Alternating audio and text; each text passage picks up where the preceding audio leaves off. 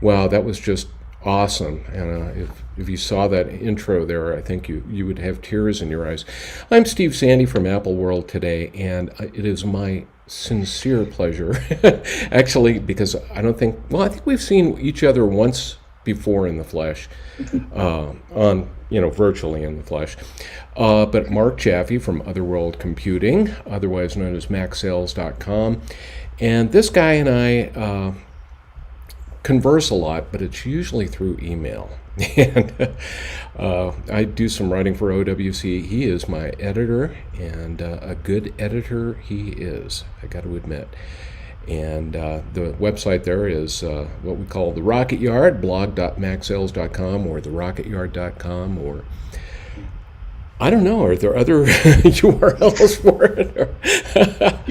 Yeah, you can just Google Rocket Yard, I guess, and you'll probably get there, as long as you put blog with it. Yeah, you'll either be there or possibly the SpaceX Boca Chica launch site. Maybe.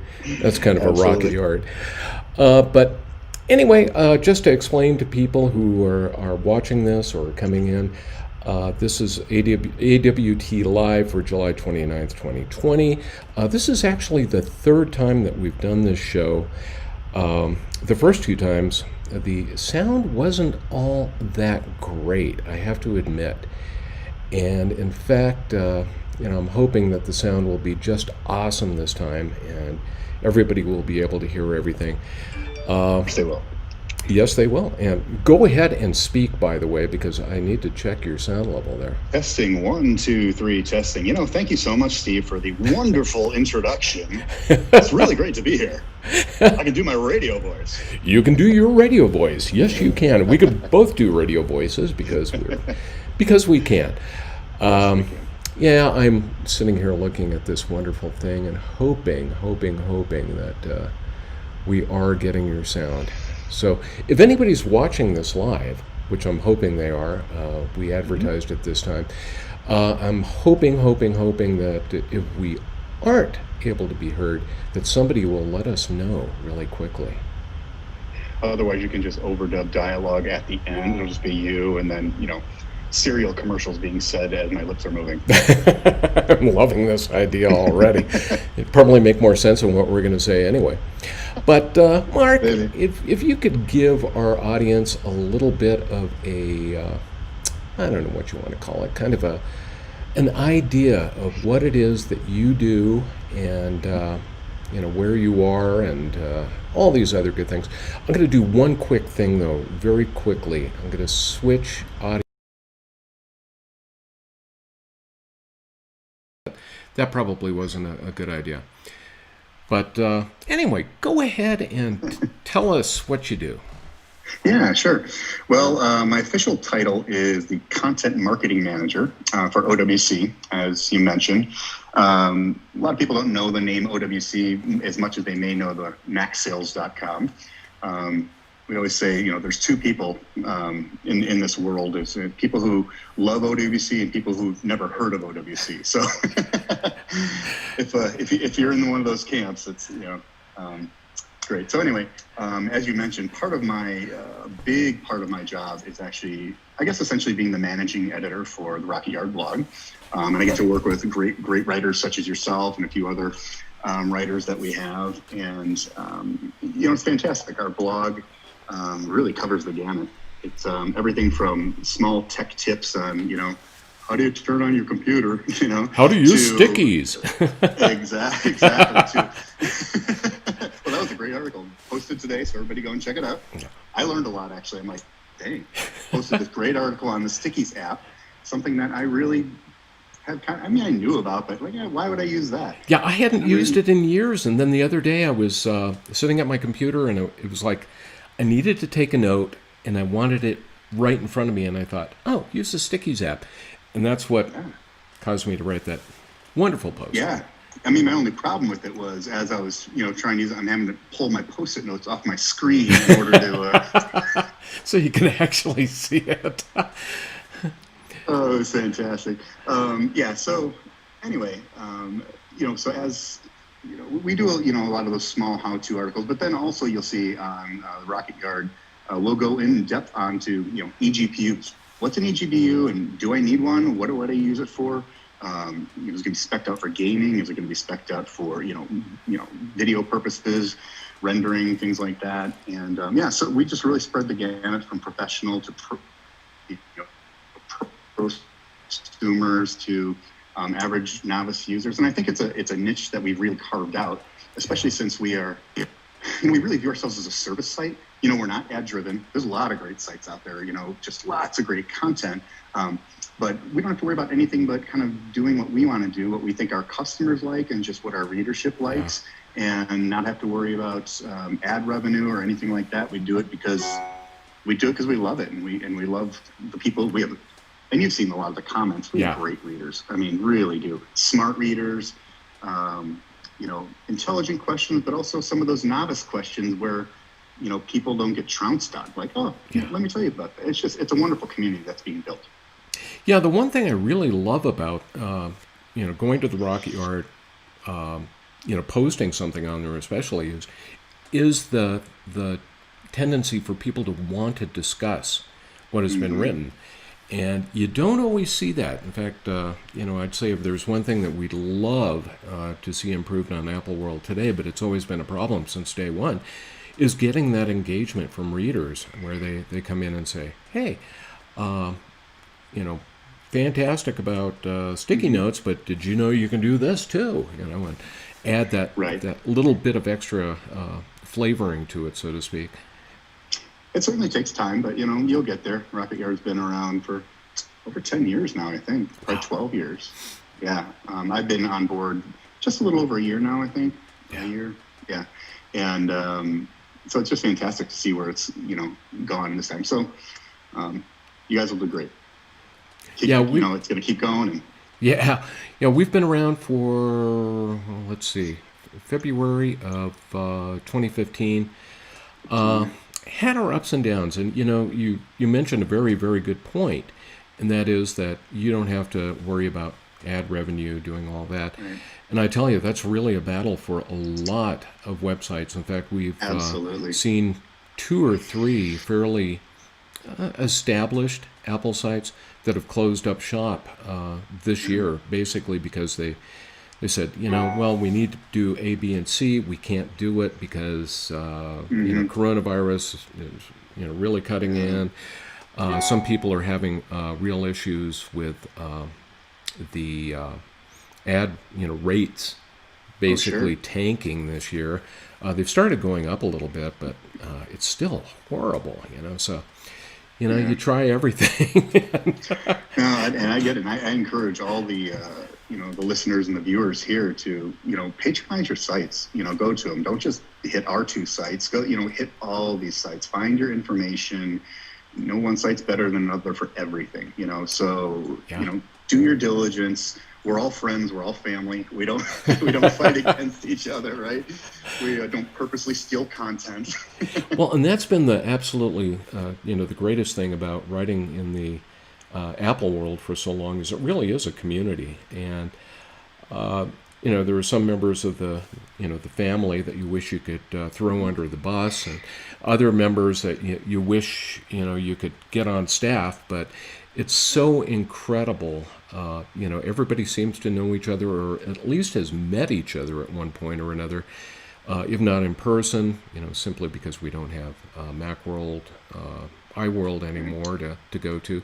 But, we've either met each other physically or, virtually like this. It works out pretty good. Absolutely. I was going to say, too, being that, they just had that, but being that you're in Illinois, correct, there is, of course, Mac Stock every year, and this year it got canceled, but they did a virtual one, I think, this last weekend. Did you have any involvement with that, or? No, actually I didn't. Either did we, so don't feel bad. It's like, did it actually happen? It's one of those things. I actually I almost put my Mac Stock T-shirt. I have one of those great green old vibey T-shirts. But we are based in Woodstock, Illinois, which is a far northwestern suburb of Chicago. And as you mentioned, MacStock takes. I don't know how long it's been taking place there, but it's been a while. Yeah. But yeah, it was canceled this year. Last year was actually my first time. So weird, first time going. So which is kind of odd. Sometimes when things are in your backyard, you almost ignore it. It's like, yeah, maybe you'll fly around the world to go to this thing, but I don't know. It's 20 minutes away.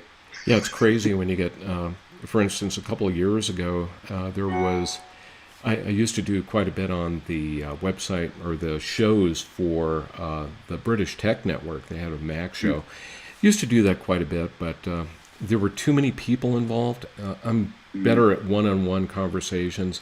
Having hearing issues, I really ran into a problem if you had like 6 people who were all trying to speak at once. Everybody was talking over each other, and I just got to the point that I wouldn't say anything. So finally I said, yeah, I'm going to do one-on-ones. It really works a lot better. But they would do some sort of barbecue or party every year at this one guy's place somewhere south of, I think it's southeast of London or something like that. Mm-hmm. But they would get together, and literally they were having people fly from Australia, to go to this barbecue, Craziness. Must be a good barbecue. Yeah, it had to be damn good barbecue to do that. I'm afraid that British barbecue just sounds like a non sequitur there. It's just not right. Exactly. Let's put some bangers on the grill. Yeah, we'll have bangers and mash for barbecue. Put the mash on the the grill there and watch it fall through, burn. I was going to ask you one question, being that you are obviously a Mac user. What was your first Apple product, and when did you get it? Gosh, well, I remember the first Apple product that I used. I was younger. It would probably been 1981 or so, early 80s. It was an Apple II. And it was a friend of mine's dad. It was an engineer, and he had this. So it was kind of all the rage. It was really cool. Basically, it was. I remember my memories are learning, playing Castle Wolfenstein and Lode Runner and some of those classic games. But it's also where I started to just learn to program a little bit, just starting to understand, machine language and things like that. And that was an interesting period. Then my father was in publishing, desktop publishing. So he actually published. It was a local trade magazine he published, and so he went digital and was using a Mac. And I think at the time it was an SE. I don't think it was a SE30. Maybe it was, but so that's when I really first started dabbling into it. But the first Mac I actually owned, I inherited it from him, which was the SE30. Cool. I think when he upgraded to like a color classic or something. I don't know. Still wanted that little screen, but I know exactly. But yeah, that was a game changer. But I think also I was young enough at the time that even though I was fascinated, I wasn't young, but I was. Probably junior high-ish or so when I first kind of started getting in. But when I first got that first computer, it was after college. This was still the days pretty much before the internet had really hit. And, what much can you do back then? You'd figure out stuff to do, and I think that was like the Wild West back then, wasn't it? It's like nowadays you can't live without a device. Oh, but, absolutely. But back then it's like, I have a device. What can I do with it? And so you'd figure out stuff you could do with it rather than, needing it specifically. Hey, how can I leverage this to make either my workflow, my job easier, or my schooling easier, or to impress girls, who knows? It never worked for me, It was apparently it worked for many.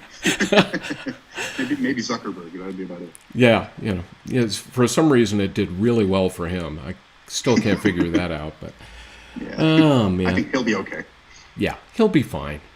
He's, maybe having some money problems, but I had to laugh. Speaking of which, remember last year when, what's his name? Jeff Bezos, got divorced, and they were talking about the fact that he didn't have a prenup, and it split, 50-50. And in the last year, his net worth has increased, so he still has more than he had back then. Wow. So that's amazing. Whew, especially when you consider, like, when his net worth was split, he and his ex then were like the two richest people. Yeah. How did they do that? Yeah. Pretty crazy. But yeah, in fact, I think Zuckerberg and Tim Cook right now, they're in front of Congress, I believe. Yeah. Yeah, they've got the privacy issues.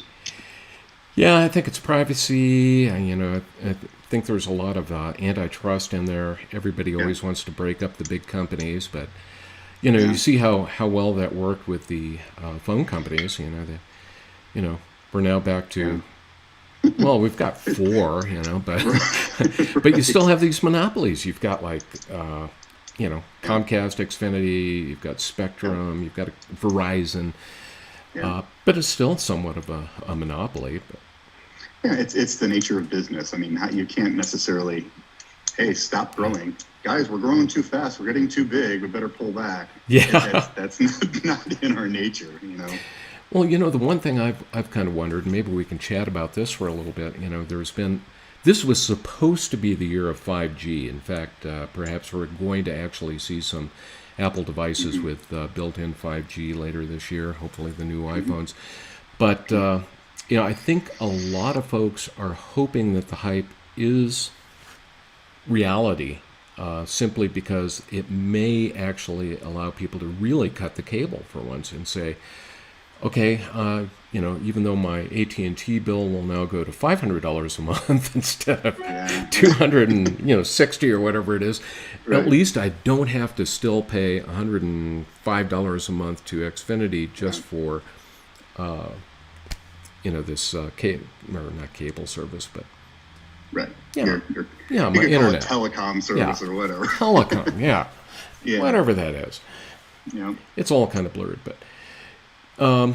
What are your thoughts about 5G? And do you think we're actually going to see it this year, or do you think there is going to be a little bit of a slowdown in the? I mean, that's a great question. I know some of the, at least from my my vantage point, I think some of the buzz has slowed down, and I think a lot of that is just because a lot of this COVID stuff. Obviously, people have bigger things on their mind. For them, although at the same time, you'd think that might create more buzz because, like, hey, listen, if I have to be home all the time, or if I'm not at the office, I need better throughput. I think for me, if history is any indication, Apple hasn't always seemed to be necessarily on the cutting edge of when they release the bleeding edge of new protocols as far as cellular data when it comes out. I think that was true with Edge and 3G. They're kind of always that one step behind, and I don't know if that was because, hey, let's let the other guys make all the mistakes and we just want to do it right. Hard to say because Apple's usually planned a 2 dozen years in advance of what's going on, because when they do it, they're going to do it right. But I think it definitely can be a game changer. So I think there is a sense of this is going to be a bigger leap than it was going to LTE. Yeah, and I think it's more of an expectation. Yeah, and you bring up a good point there about them being a little slow there. But in one respect, there's actually kind of a good reason for doing that. I remember when 4G first started coming out, and there was just very, very scattered coverage around the U.S. A couple cities had it, most didn't. And, they hold back. And you had Samsung going, we've got 4G phones. Of course, you can only use them in 2 cities, but, they did the same thing with 5G. They came out with, these 5G units. Not to say anything bad about them, but, I just kind of think, really, do you want to wait maybe and let the infrastructure get there? But who knows? Yeah, I agree. And I recall, like, one day I'm on AT&T, and one day I woke up and on my phone I saw 5G. Yeah. I'm like, really? What? Yeah. Talk about marketing. Device. Oh, yeah. Man. Well, it's 5G LTE. It's like, okay, marketing, like you said. Yeah, 5G E. Right. You know, like 5G Edge. Yeah, 5G. Yeah, there you go. It's about the same speed. Yeah. Well, it's funny too because I happen to, if you could go back in time, I wouldn't have bought this house that my wife and I have lived in now for 36 years. Wouldn't have bought it in this location because it absolutely sucks when it comes to cell coverage. And I probably would have found some place that would have had this, open view to like every possible cell carrier in the area, but live and learn. Craziness though. I was going to ask kind of love asking people about Apple products, what they've used, what they've had in the past, and all that good stuff. What was or is your favorite Mac of all time? Uh-oh, Mark. I find it interesting. I don't know. I think we lost you there for a second. Oh, there you're back. Sorry. Oh. Yeah, I find it interesting. You start talking, and all of a sudden everything freezes up, and I think to myself, "Is it me? Is it my Wi-Fi? Is it the fiber that's coming to the house, or do I need to jump to a completely wireless technology now?" Yeah, I think we do. Speaking of 5G, yeah, exactly. But I don't know if you heard all of that, but basically, what was your favorite Mac of all time, or is? Wow.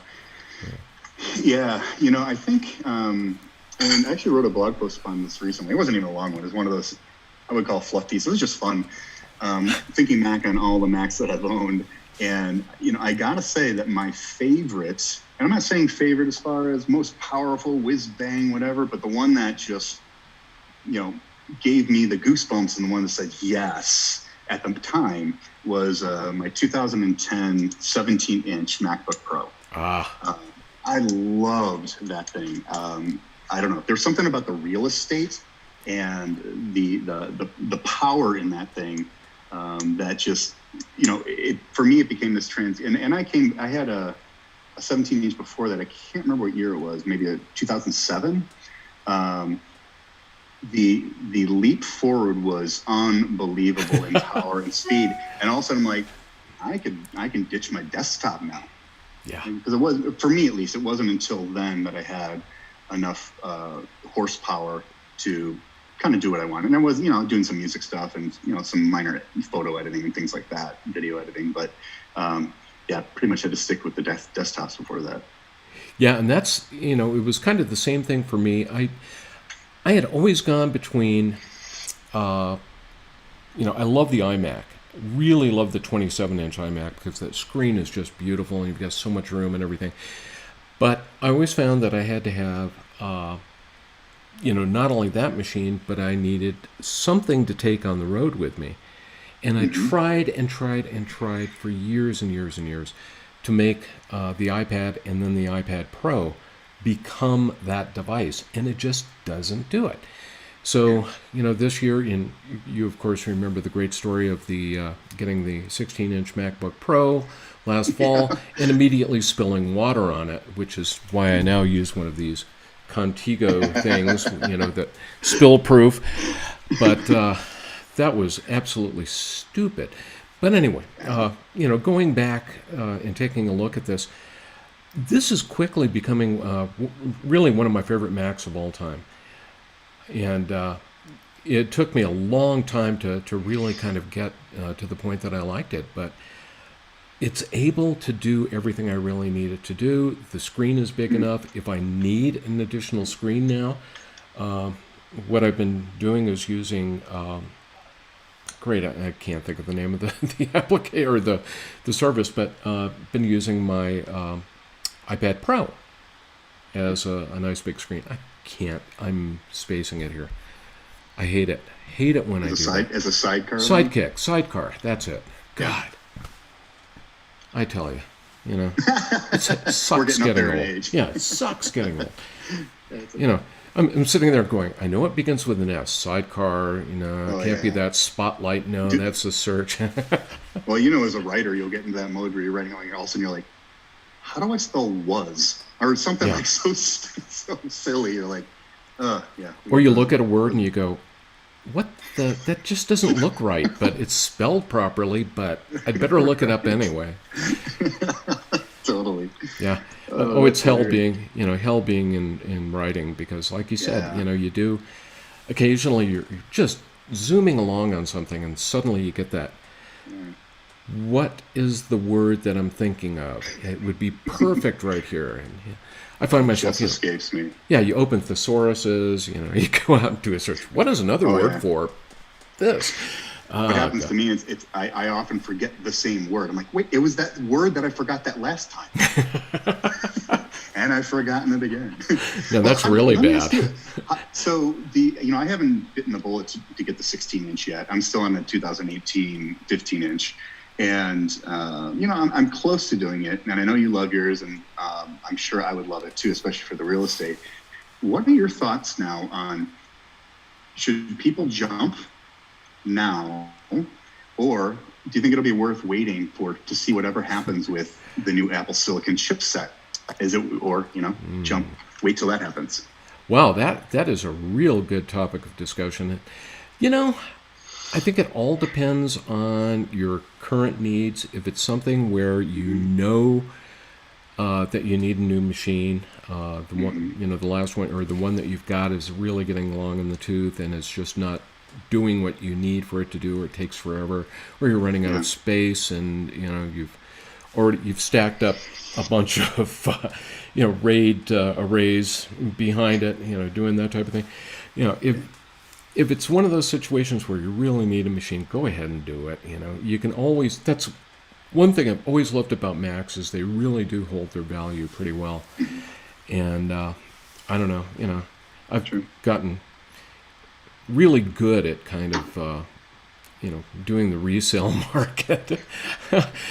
Okay, well, I'll sell this one, but you got to admit, the one thing I think I mentioned, I finally realized, I've got this machine. I do need kind of a backup machine in case I spill water on this thing, or soup or something god Yeah, awful like that. So I went ahead and for my beta machine, ended up getting that refurb MacBook Air. yeah, And there is a situation where, for a backup machine, I could see that, smaller platform, not as powerful, probably right. being my first Apple Silicon. Now, how about you? Oh, Are you going to wait it out? Or I tend to be kind of miserly. So if I were to wait it out, the reason I probably would is because once they do come out, that last year's 16-inch is going to go down in price. You know what I mean? yeah, Um, yeah, we're dropping the price $1,000. well, yeah, exactly. So it might be worth the wait. I don't know. It's really hard to say, because I go back and forth on it, because again, I can be depending upon what I'm doing. If I'm just writing and doing some editing, some blog editing, or doing some marketing research or something like that, I can do that on anything. Yeah, You know what I mean? you can do it on your phone. Exactly, and I probably do, because I'll be laying in bed doing this because I'm too lazy to reach over and grab the computer. Been So there, done that. yeah, I don't know if I'm going to jump. Um, yeah, yeah. I mean, we'll see. It really depends upon what's going to happen hardware wise with obviously, because with Big Sur coming out too. Yeah. Not that they're intrinsically related, but it'll be interesting to see how Yeah, it it's works out. been kind of interesting talking with some developers, and seeing their point of view, and if they made that jump and they're really involved in using Xcode and Mhm. using the latest and greatest compilers, they're like, bring it on, we can do this, no problem at all. Yeah. I think that's just great. Apple definitely has learned from its past history, going from Mm-hmm. Motorola to PowerPC to Intel, now Intel Mm-hmm. to this. It's just, they've got the experience. For them, it's just like, we'll switch platforms again. Big deal. Well, you have to realize, they've been developing this for years, since they've been making their own silicon for their mobile devices for the iPhone, the iPads. So this, to me, seems like a very natural transition. I mean, you even pointed out in one of your most recent posts that, boy, the Big Sur starting to look a little bit more mobile friendly. Yeah. And that's probably by design. Apple is not stupid. They don't do anything without having very thoroughly thought it through, and without at least these days, knowing that it's going to be successful. There were the old days in the old Wild West Steve Jobs days where, let's try this idea. Okay, that didn't work. They're much more conservative, more reserved on that now, and a lot less willing to take risks, I think, for good or bad. Well, and I think one other thing that is kind of a good sign with Apple these days is I think they're finally out from under the Steve Jobs umbrella. Yeah. And remember, he said, we will never make a touchscreen PC, or a touchscreen computer. We will never do that. And now, I don't know. I think they could easily take the MacBook, put a touchscreen on it, maybe give it a little bit more of a feel of a iPad Pro, with that wonderful new keyboard that they've got, the Magic Keyboard. Do something like that, and have it run macOS, still able to run all the iPadOS and iOS applications on one box. I think it'd be freaking phenomenal. In fact, that's what would make me jump if they came out with a 16-inch touchscreen that could run iPadOS, iOS, macOS. I'd be there in a heartbeat. That would be fantastic. I think you're right. I think things are pointing to the fact that it's going to integrate at some point. Maybe not soon, but it's just going to become maybe Apple OS. Who knows? Yeah. Just across the board. One operating system to rule them all. Suddenly getting very Tolkien-ish there. Exactly. One question I was going to ask you, having or working for OWC, traditionally, we saw the company years ago. I used to go and buy, lots of memory upgrades and, hard drive upgrades, got my little kit and my tools and stuff like that. Got out there, did my upgrades. And of course, Apple has been making these things impossible to upgrade on your own anymore.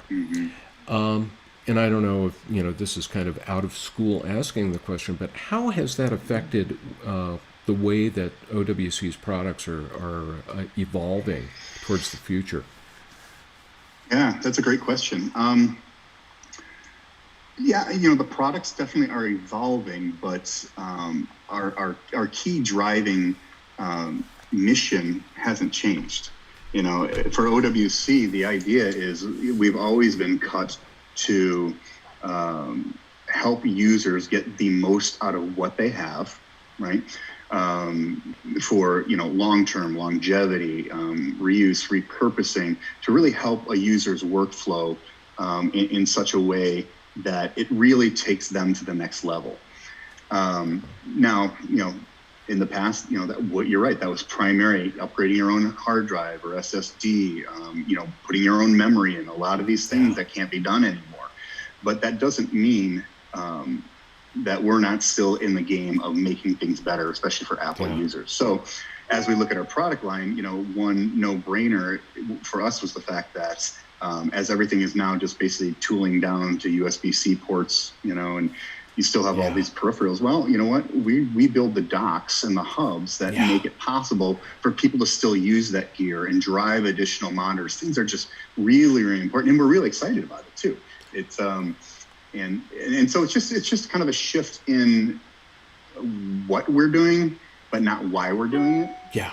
If that makes sense. So it's more from distributing as many DIMMs as you possibly can to really making especially for things like this MacBook Pro that I've got right here.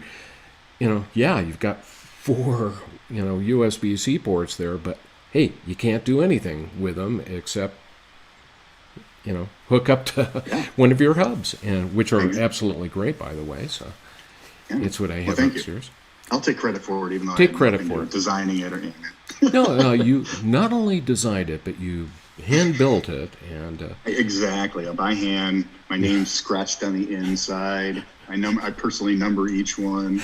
yeah, kind of like the original Mac. It had the scrawled names on the inside. Exactly. But it actually keeps us on our toes too, and I think it's exciting. You don't let it get you down. You go, okay, well, what's the newest thing? What can we do to make things better? And we really listen to our customers too. The things we build, the things we make, the things we produce, manufacture, or resell are a lot of this comes from ideas from customers who they're the users. And, a lot of our users are creatives, musicians, video editors, things like that. And they'll come and say, I got a problem. This is what I'm seeing. And we go, especially, Larry, our CEO. Yeah. Incredible. I mean, one of the only CEOs I know who would just love to sit and chat and chew the fat with somebody and just pick their brain. And, he knows a lot about everything, so, and he gets excited about that, hearing what users need and, what's the solution that we can come up to help you. And it comes from that place of, not just wanting to grow the business, but to say, man, we get to be in this together, we get to help you amp up your creativity, because the more creative you are, the more creative we all are, the better we are as a society, Well, and that's the one thing I absolutely love, reading some of the articles on the Rocket Yard about A, music, and B, video, and kind of, I guess you could say almost the merging of those two on occasion when you've got somebody who's, hey, I'm traveling with XYZ, the band, and, doing all their video work, and we do this live video, and isn't this great, and this is how we do it. That is so cool to read some of those articles. And could you, I'm kind of interested in knowing, how the, what the history is behind this focus on music, which I just love seeing on the site. Boy, that's a really good question. I don't know if I know the specific answer to that. Because as I said, I've been around OWC just for a little over a year. Yeah. Although, like you, I've been a customer for decades. I think a lot of it probably comes from that space of, OWC has never cut corners. The products from day one that have been built that, either Larry envisioned, whether it was with memory or drives, it doesn't matter. The primary goal is it's going to be the best. Yeah. And we're going to back it. We're going to stand by it. And so you always knew that if you were buying OWC, you were getting the best stuff that there is. Who's going to gravitate towards that? Mostly people who really find that super important. Maybe not necessarily your average everyday web surfer, general computer user, but those who really need storage solutions and need connectivity solutions because their livelihood depends upon it.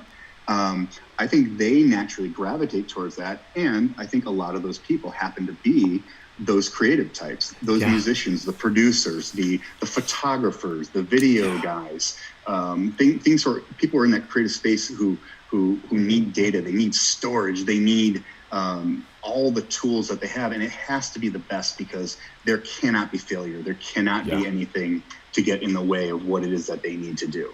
Yeah, we'll go Apollo 13 on you. Failure is not an option. Right, exactly. Yeah.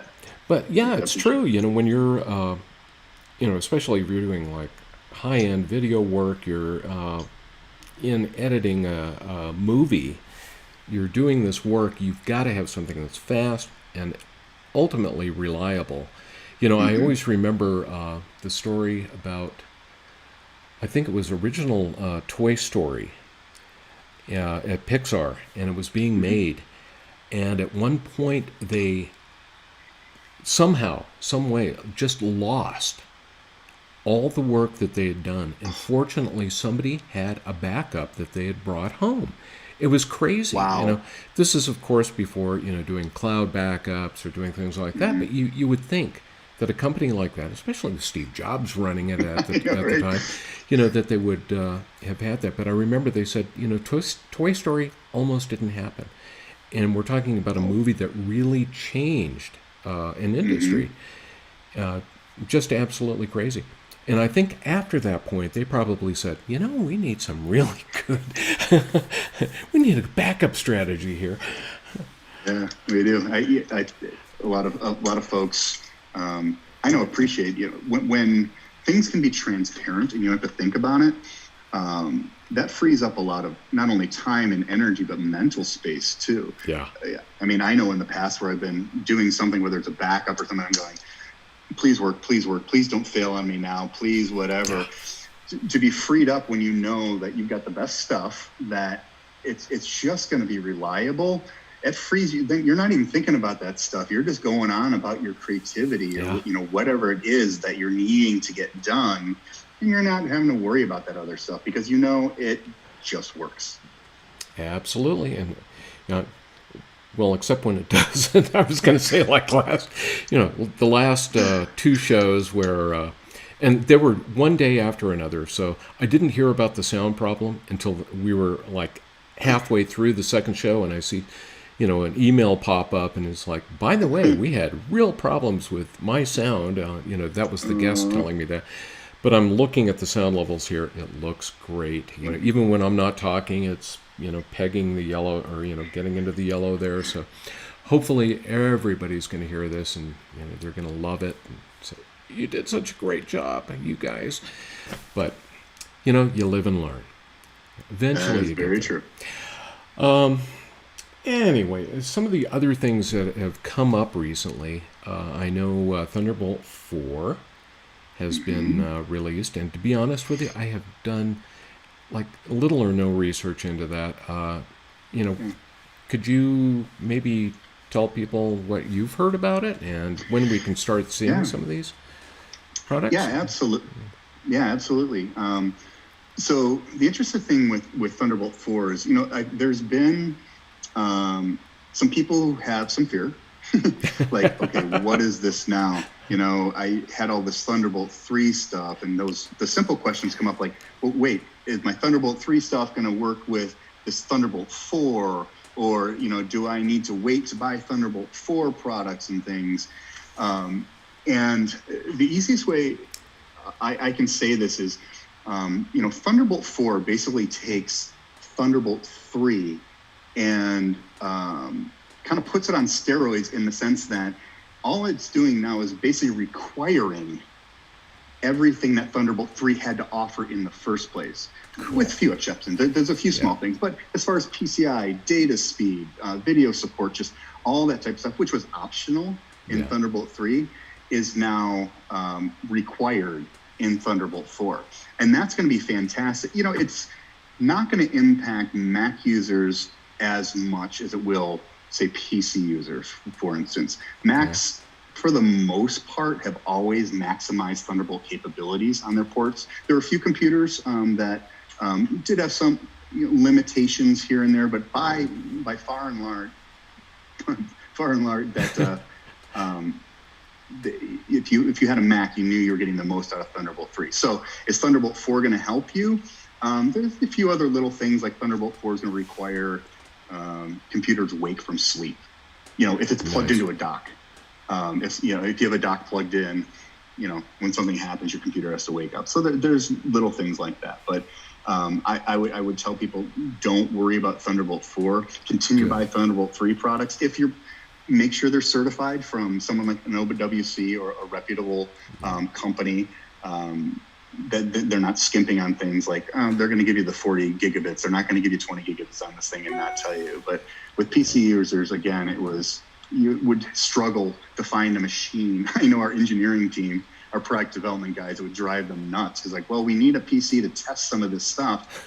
I can't figure out what the specifications are for the Thunderbolt 3 on this computer, on these ports, So they're really happy that now things are going to be forced to be standardized. So it's kind of makes their job easier. Yeah, exactly. So, I think it's a big deal in the sense that it's going to level the playing field and allow everybody to play a little bit nicer in the sandbox. But it certainly isn't going to be a massive shift like we've done in the past, with whether it's FireWire and DisplayPort, and then Thunderbolt 1 and 2, and then all of a sudden from 2 to 3 they changed the port to the USB-C, Type C, and that's not going to happen with Thunderbolt. It's still the same, stuff. So. Yeah, it's going to be interesting too. I love the fact that, of course, Intel made that kind of an open standard so that anybody can license it. Apple, of course, will have to license it for their products, but since they're no longer using these Intel chips, thank God. Yeah. But,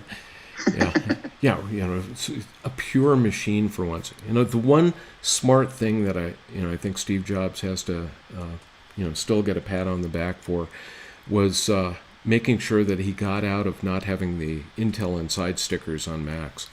That was a smart move. I totally forgot about that. Yeah, you're right. Yeah, because that was a big thing. It was like, I'm trying to remember how much they ended up paying Intel every year, for the ability to have a computer without Intel Inside on it. Right, without even advertise for them. Well, I've been asking my guests this one question because I kind of like to it and doing it, and I know that you and I have talked about me possibly writing some articles on the topic, but do you collect any vintage Apple products? Do you have any, old Macs or, Apple IIs laying around? Yeah, I don't as far as the Macs. I mean, I think I have a couple smashed up old MacBooks like in a closet somewhere. But I was always, I was that typical American family. It's like, Daddy needs a new MacBook Pro, so guess what? Here you hand go. It down from child to child to child, right? So I never kind of really started collecting them. Although I will say I do have a drawer full of every model iPhone. Wow. That's the original iPhone 1. Some of them are in pretty decent shape, too. I mean, they're not all in mint condition or anything, but yeah, I even still have my original iPhone from, 2007, I think? Yeah. And they all survived, because those got passed down, too, because it was like, the iPhone 6 just came out, so who wants a 5? Yeah. Yeah, if you have enough generations and everything, you could, okay, we've got the iPhone 11 here. You've got the, just keep going down the stream there. Yeah, I think the only one I don't have is, I think a 7. I think 7 I skipped. Okay. That was pretty much the only one. To me, going from the 6S to the 7, for whatever reason, it didn't feel, it should have been a bigger jump, but it didn't feel like a big enough jump for me because the 6S to me was still one of my favorite iPhones for the power and everything. I thought it was fantastic. Yeah, it's been interesting watching how the phones have gotten larger and larger. I think right now, I've got one of the iPhone 11 Pro Max, and I think that's about as large a phone as I really want to get. Anything larger than that, it's it's like holding a tablet. It's still too big for me. Yeah, I mean, I had the 11 Pro, and this is big enough. But I mean, there's a lot of people using it as their primary input device, not just their output device. So I understand why they want it bigger. Pretty soon I think we're going to be seeing people walking around with their iPad Pros, like a boombox, putting on the shoulder. But I tend to prefer the smaller form factor. But I was going to say, there's a business idea. Yeah, time to start building those cases that would have the. Just put it on there. Yeah, a shoulder harness. You can just put it on there like a yoke. Well, it's interesting, being, and I'm sure you get them too. You get tons of PR blasts, every day. And there's one company that keeps sending me this stuff, and I'm almost tempted to ask them if I could have a review item. But they make these tablet cases that are meant to be, basically something you can hook up to your belt as you're climbing up the power pole, and then you take out your tablet and you're, entering in information. Yeah. Absolutely fantastic product. I saw this thing and it was like, I could go out for a walk or a hike or something like that and have an iPad Pro, So it's like a tool belt type thing that just slides into? Yeah, it was really bizarre. So cool. Yeah. I remember back in the day, in like early iPhone days, I had one of those holsters that it would be sideways like this to open the flap and stick it in there, which is weird. because I don't know what the selling point of that is, because I mean, I always carry it in my pocket anyway. So another reason why I can't go bigger. Yeah, it's like you get any larger than that, everybody's going to need really big pockets, and maybe that's going to force fashion trends or something. Yeah. Or you could just have one big pocket. I like that idea. Let's see. The one thing I don't think we have talked about all that much. Well, actually, we haven't talked about it at all. Is, of course, the announcements that were made at WWDC this year. Of course, we've done some exploratory looks at macOS Big Sur. I got to admit, the more I use it, the more I'm liking it. And it's just little things visually, the way they look, the way they operate, have really just kind of caught my attention. I do love their new control center. I think widgets are going to be absolutely, something people are really going to fall in love with. But any thoughts about, what you have heard or I've got a cat pawing at me here. Hi, come on up. That's good. My cat was wandering around here earlier too. I'm like, don't jump up on me. Yeah, well, usually this one will jump up. It's the only time she ever gets in my lap is when I'm doing a show, and then she comes on up. Hi, everybody. Of course. My cat is like a cat dog though, so he'll just walk up and decide to sit down and just look at me like, I'm here. Pay attention to me. Yeah, pay attention to me now. Kind of. I'll guilt you into it. So my Big Sur thoughts are, I haven't played with it yet. I don't have a developer license and to download and all that type of stuff, which doesn't mean I can't get it. But yeah. And I can certainly ask our development team to load up a machine and give it to me to play with. And not a bad idea. Maybe I'll do that tomorrow. So a lot of what I've been, just what I've been reading, folks like you kind of giving us information. I think it's going to be a bigger leap than people think. The reason why is many people who are kind of, even some reviewers are looking at going, it's got some design changes and this seems like it might be a little faster for this type of stuff, but it on the surface doesn't seem to be this mind-blowing new OS. It doesn't feel like the leap from OS 9 to 10. Or some of those bigger leaps, like 7 to 8, I think it was, but you know what I mean? Yeah. So on the surface, you don't see that. But I think what's happening is under the hood, people are going to start gravitating toward where it's going to become such the new normal. Like you've really pointed out very well, like the lines are going to start getting blurred between iPadOS and macOS. And it's going to be done in such a way that it isn't going to be disruptive to the way the user is used to interacting with their device. Yeah. And so it's going to feel right. It's going to feel seamless. And I think there's a lot of value in that as, certainly iPhones and iPads have always been a funnel for Apple to Mac, to get new Mac users. Intentional or not, I don't know. Who cares? Yeah, the gateway drug theory. Yeah, you're right. Yeah, they're gateway devices to get into Macs, and I've seen it. I've had friends who, and I know you're not a PC basher. I'm not a PC basher. I mean, whatever tool best fits for your use. But I've known so many people who are just hardcore PC, who all of a sudden become iPhone lovers, and then they try to Mac and go, "Wow, this is actually makes my life a little easier,"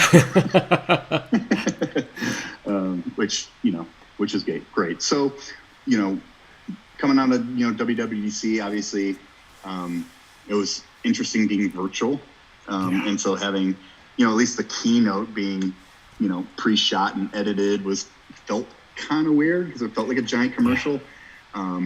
But in the past, the keynote was always a live giant commercial anyway, in a sense. I mean, very informative stuff we needed to know. But so I think Big Sur. I think it's gonna be cool. And then obviously the new Apple Silicon was the huge announcement from there that everybody's scrambling to understand, because even apparently the development Mac Minis that have gone out are kind of like, yeah, this is kind of what you're going to get. Yeah, it's a little bit like it. Exactly. Yeah, what was the big? Trying to remember. There was something that it was missing, or Yeah, I don't think I can't. Yeah, I know what you're talking about. like Thunderbolt. It wasn't yeah, it might have been like it doesn't have a the Thunderbolt was gated or I don't know something. Or something just yeah, weird. Yeah. Yeah, where the developer's like, that's kind of weird. Yeah. Yeah, it's going to be interesting to see what the first real product is. I think everybody's, there's been so much talk about a new redesign of the iMac, that maybe that's going to be the first machine out. Then there was some garbage the other day. Somebody was saying, no, they've got another round of Intel iMacs that are going to be coming out. Who knows? That's the one thing. Yeah. They may take that giant leap where they, my speculation is, guess what? We're going what you're saying. We're going to merge the MacBook Air and the iPad Pro, and this is going to be the first, Apple Silicon Mac. Yeah. Type of thing. It seems like it's going that way anyway. Maybe they'll give it a new name. They'll even get out of. Wow, I'm just trying to think what they could do there. That could be a little different. Go to a different Apple name. Macintosh, Mac Slab, Gala. They don't. Nobody seems to have Red Delicious anymore, so it's not going to be that. But yeah, that could be interesting. Well, I think we're about an hour here, and usually I try to keep people productive so they can get back to work and do their things. So I think we'll wrap it up here. But Mark, this has been absolutely fun. So who knows? Maybe in the future I'll have to call you up again, and we'll see if we can do another show at some point. Especially if there's a big Apple announcement or something completely crazy comes out. We'll have to talk about that. Any closing words, and where can our viewers find you online? Yeah. Don't try to search me out personally. Yeah, actually, best way to get in touch with me if you want is actually hit me up on the Rocket Yard blog. Information is there. And but I want to thank you. So this is a blast. I hope we can really do this again. Yeah. And and best of luck. I'm glad to have been number 3 on the list, right? Well, and I'm hoping I did get one comment from somebody actually.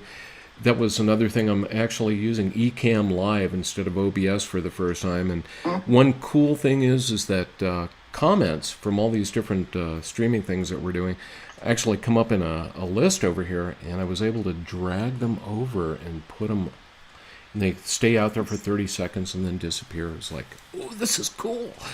Nice. Very cool. So I'll have to watch the feed. Yeah, it's going to be fun to...